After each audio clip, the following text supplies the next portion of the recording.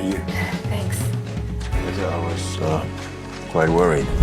Is everything okay with the baby? Yes. Jenny could not believe that the man she loved so deeply had betrayed her with another woman and a child.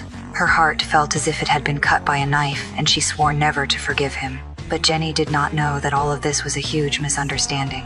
The woman, Miranda, was actually the wife of Carter's late brother. He was simply keeping a promise to take care of his sister-in-law and the soon-to-be-born nephew.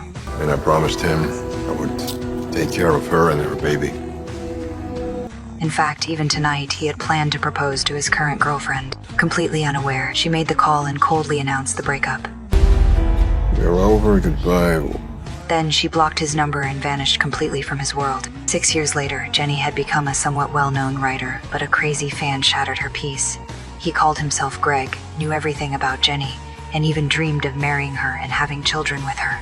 That's sweet, Greg, but could you please step away from me? Because you're scaring me a little. No, I dreamed recently, Dad.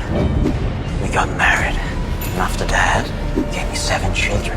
Just as the man grew more aggressive and tried to make a move, a familiar voice stopped him. It was Carter, but his appearance only shocked Jenny further. Her agent had actually hired Carter to be her personal bodyguard. The agent explained that because Jenny had recently been repeatedly harassed by fans, and Carter was one of the top experts in the industry, he had protected world-class celebrities and had extensive experience. Jenny strongly demanded a replacement, but the agent said the earliest possible time would be tomorrow noon. She had no choice but to endure sharing the same space with the last person she wanted to see. The atmosphere between them was tense. Carter mocked her, saying she was not even a real celebrity. Jenny showed resistance at every turn. Even when she fell, she stubbornly refused his help. But after she took a shower, she was surprised to see Carter rush in. It turned out he had heard her scream because she saw a spider. In the awkward moment, Jenny's eyes fell on Carter's wrist. The bracelet she had given him all those years ago, he was still wearing it. It was a gift from you. And it still reminds me of what we had. To Jenny, those words sounded exactly like a lie. She finally snapped, confronting him directly about the other woman and the child. She wanted him to admit it to her face to give him a chance to explain. Just then, Carter received a call. He spoke gently to the person on the line and even mentioned their child. She was convinced that Carter was a complete liar. I will let him break my heart again. It's my turn to make Carter suffer. Hi there, I'm in a special mood today, and I will go on a date with the very first person who DMs me. Hurry up. Her plan was simply to provoke Carter, then find an excuse to go home. Will you just go for a walk for an hour? We just need some privacy, if you know what I mean. Hey!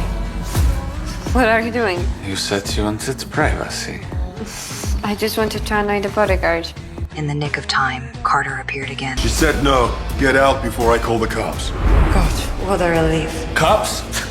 Afterward, Carter decided to teach Jenny some self-defense moves for emergencies. During the training, the close physical contact left Jenny's heart in chaos. He taught her how to use her entire body weight to strike down hard. He held her hand and demonstrated a grappling move like dancing. At the right moment, a sudden twist could subdue the opponent. Carter's praise made Jenny's heart stir once more. Then an urgent call came. Carter's nephew, Sammy, had been injured and hospitalized. He ignored Jenny's protests and forced her to go to the hospital with him. There, Jenny saw Miranda, the woman she had misunderstood for 6 years. The truth finally came out. Carter is such a good father. He drove everything for his son. Son? No, you've misunderstood.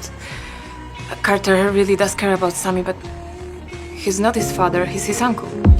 Uncle? Yes, years ago, Carter promised his brother he'd take care of us.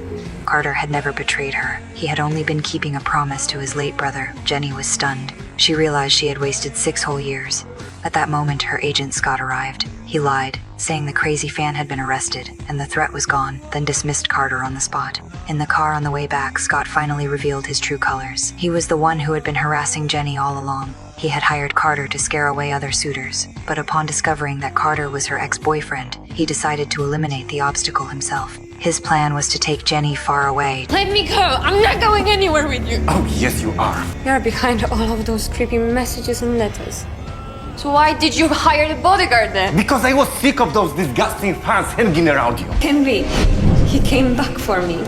Jenny pretended to comply, saying she needed to get her clothes. Arthur, it was Scott. He's become beside behind all those creepy messages. He completely lost it. Scott soon discovered her plan and confronted the arriving Carter with a gun. She used that self-defense move and instantly turned the tables. It was the biggest mistake of my whole life. I just got it all wrong about Sammy, about Miranda. Oh my god. You're my lucky charm. The police are already here. You were nowhere to run, jerk.